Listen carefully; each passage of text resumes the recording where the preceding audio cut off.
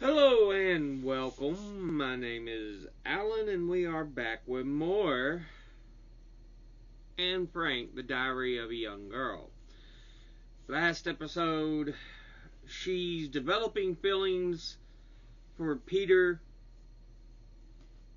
and she's trying to push through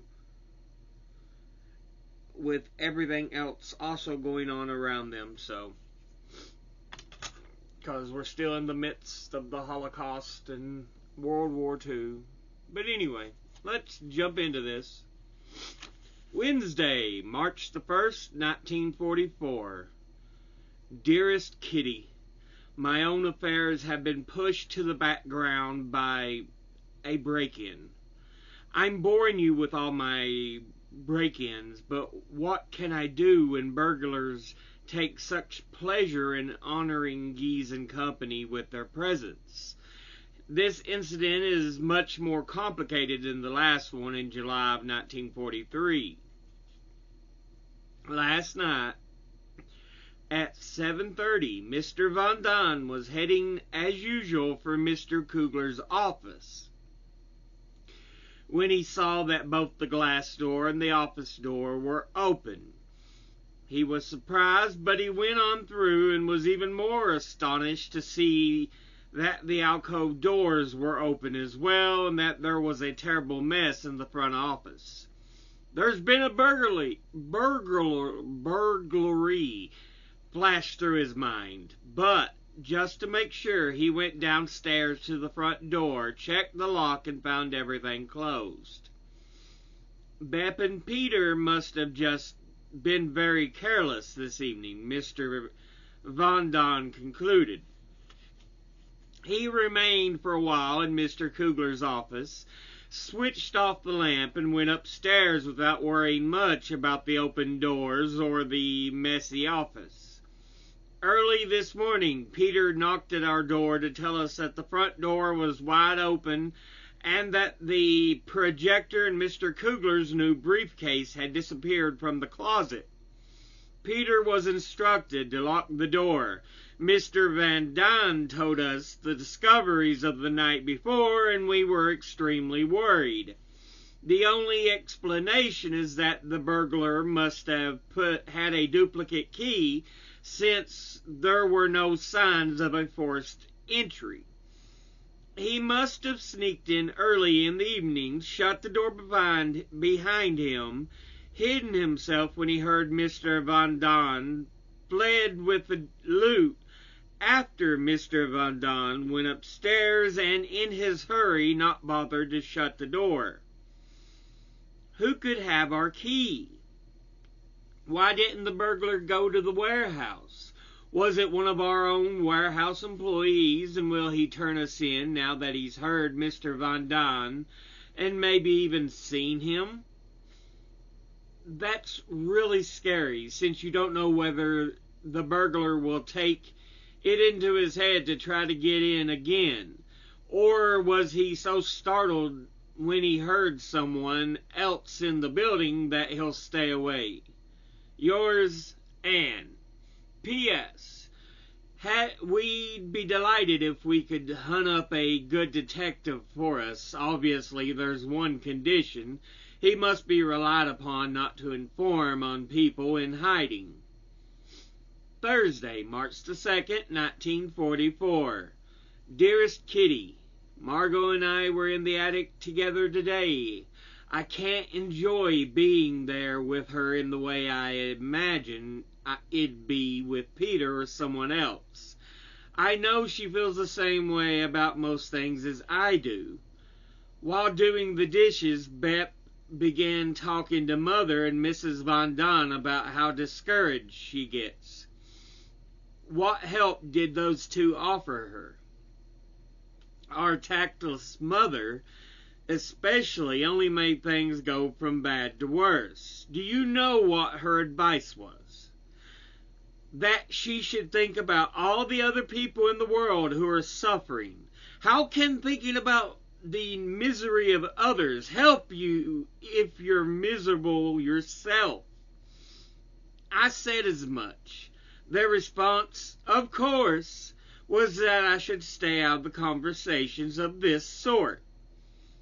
The grown-ups are such idiots. As if Peter, Margot, Bep, and I didn't all have the same feelings. The only thing that helps is a mother's love, or that of a very, very close friend. But these two mothers don't understand the first thing about us. Perhaps Mrs. Von Don does a bit more than Mother. Oh, I wish I could have said something to poor Bet, something that I know from my own experience would have helped. But Father came between us, pushing me roughly aside. They're all so stupid. I also talked to Margot about Father and Mother, about how nice it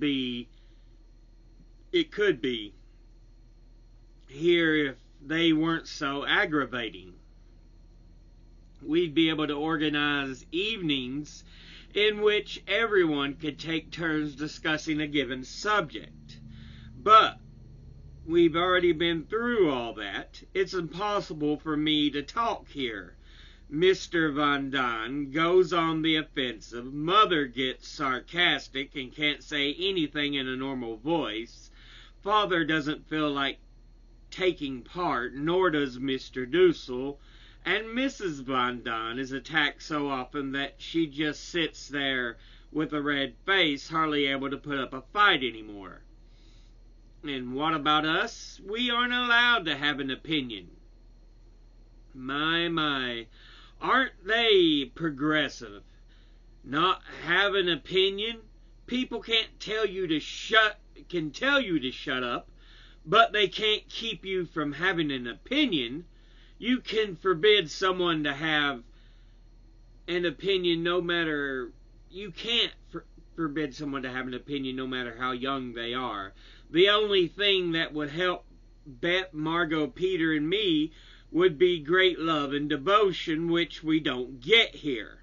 And no one, especially not the idiotic sages around here, is capable of understanding us, since we're more sensitive and much more advanced in our thinking than any of them ever suspect. Love, what is love? I don't think you can really put it into words. Love is understanding someone, caring for him, sharing his joys and sorrows. This eventually includes physical love.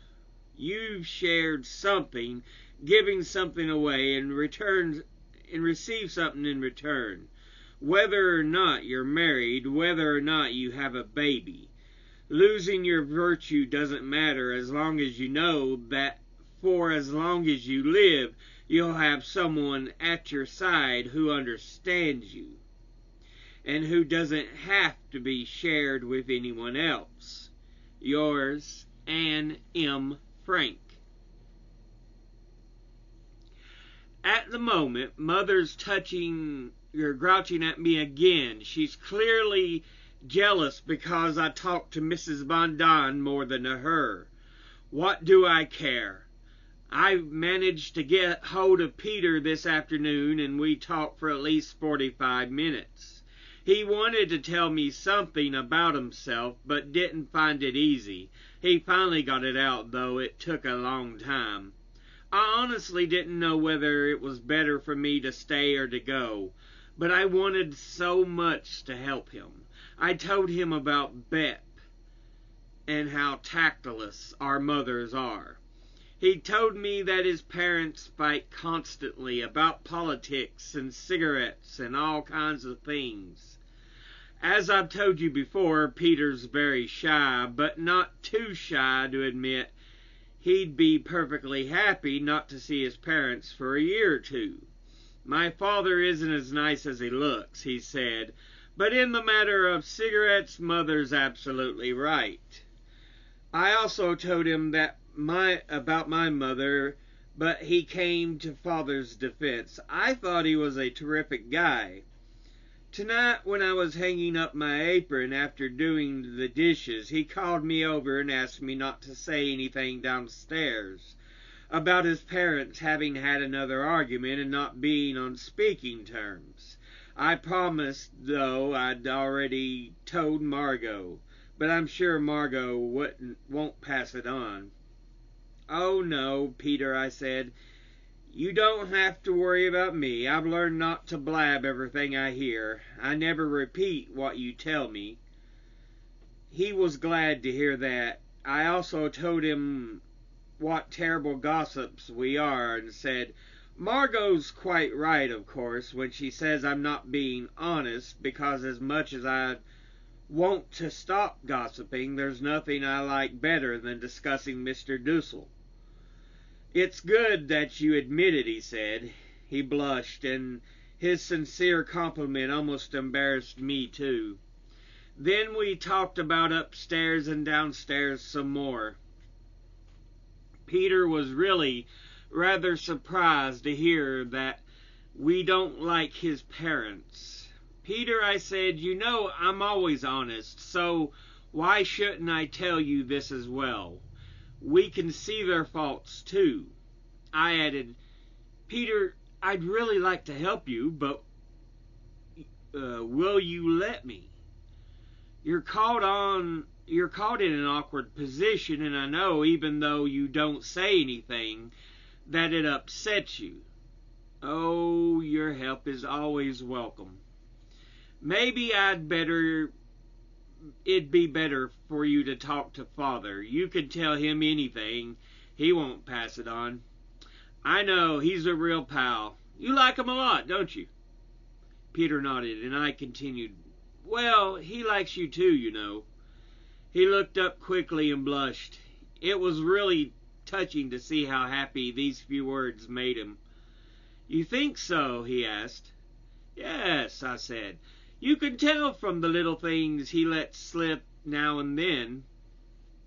Then Mr. Van Daan came in to do some more dictating. Peter's a terrific guy, just like Father. Yours, Anne M. Frank.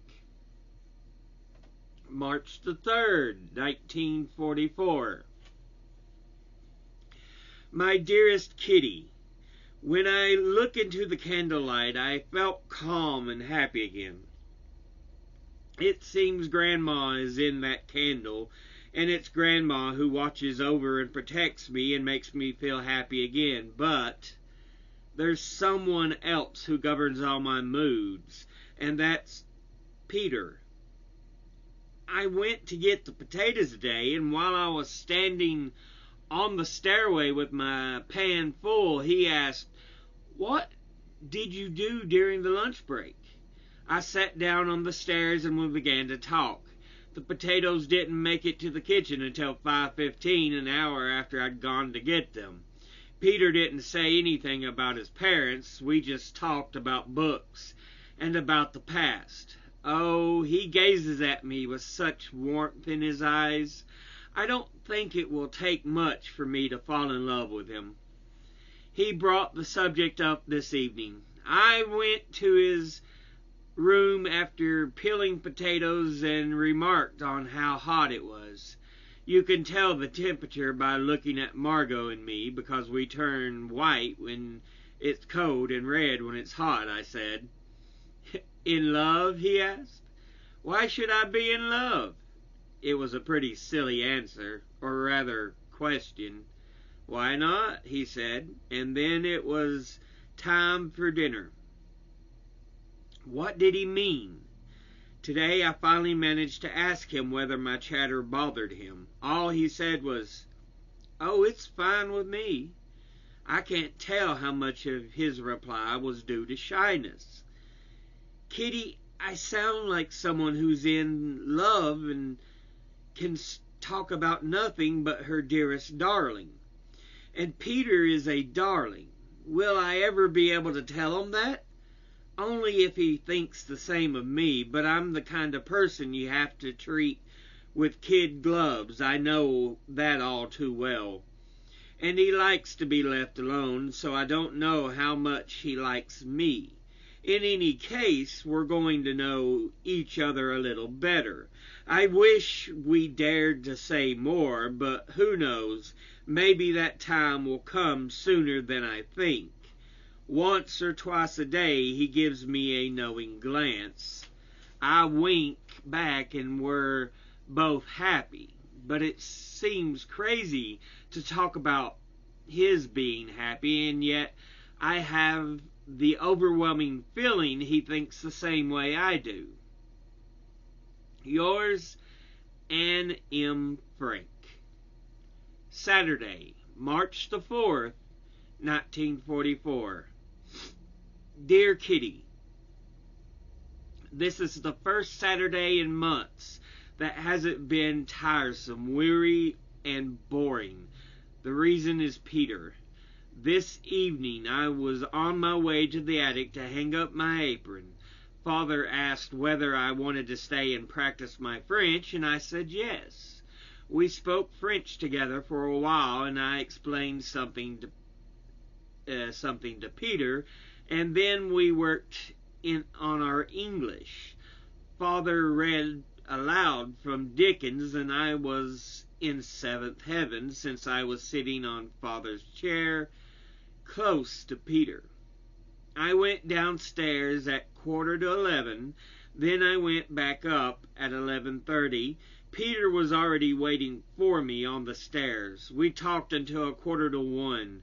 Whenever I leave the room, for example after a meal, and Peter has a chance and no one else can hear, he says, "Bye, Anne. See you later." Oh, I'm so happy. I wonder if he's going to fall in love with me after all. In any case, he's a nice boy, and you have no idea how good it is to talk to him. Mrs. Von Don thinks it's all right for me to talk to Peter, but today she asked me teasingly, "Can I trust you two up there?" "Of course," I protested. "I take that as an insult." Morning, noon, and night I look forward to seeing Peter. Yours, Anne M. Frank. P.S. Before I forget, last night everything was blanketed in snow. Now it's thawed and there's almost nothing left. Monday, March the 6th, 1944. Dearest Kitty, ever since Peter told me about his parents, I've felt a certain sense of responsibility toward him. Don't you think that's strange? It's as though their quarrels were just as much my business as his, and yet I don't dare bring it up anymore, because I'm afraid it makes him uncomfortable. I wouldn't want to intrude, not for all the money in the world. I can tell by Peter's face that he ponders things just as deeply as I do. Last night I was annoyed when Mrs. Von Don scoffed, "The thinker!" Peter flushed and looked embarrassed, and I nearly blew my top. Why didn't these people keep their mouths shut?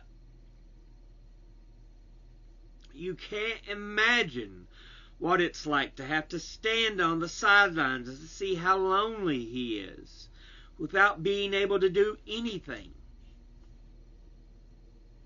I can imagine, as I were in his place, how despondent he must sometimes feel at the quarrels.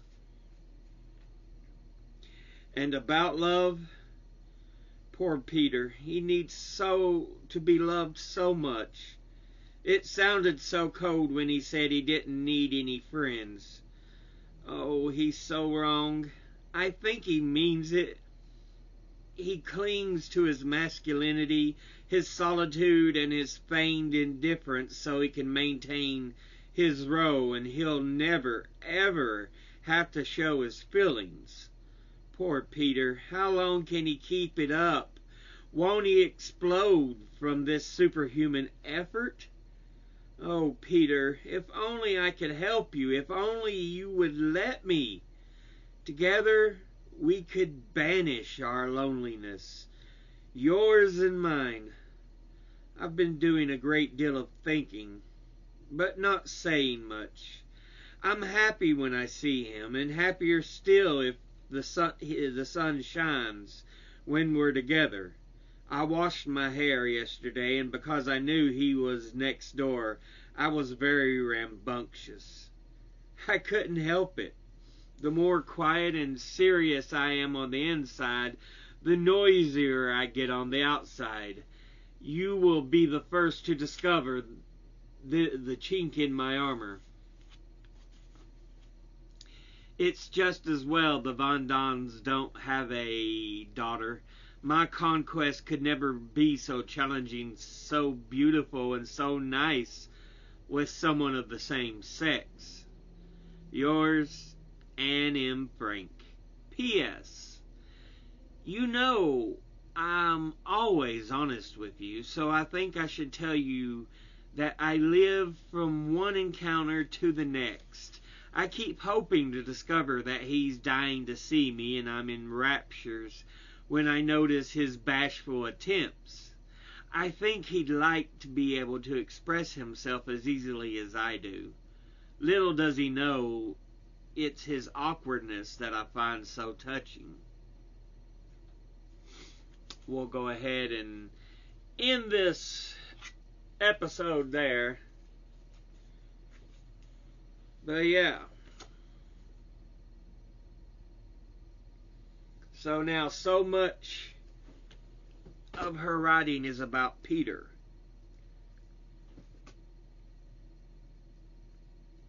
Her feelings have grown deeper and deeper for her, and she's just yearning to be with him when she can. They steal away at these little moments to sit and talk, to discuss things.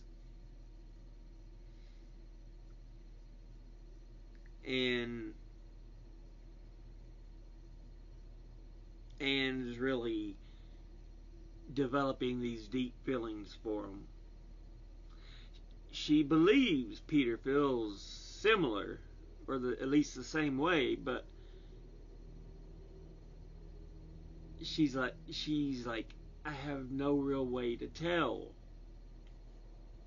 I want to spend time with him, because she still struggles with her mother.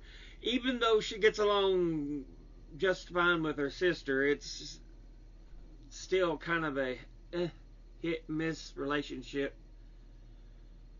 And her father, while he can be wonderful, he's also sometimes just, don't get involved, don't do this, don't do that. It's like, just leave it be.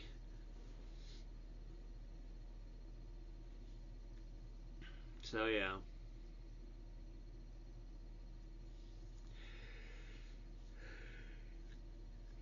So she's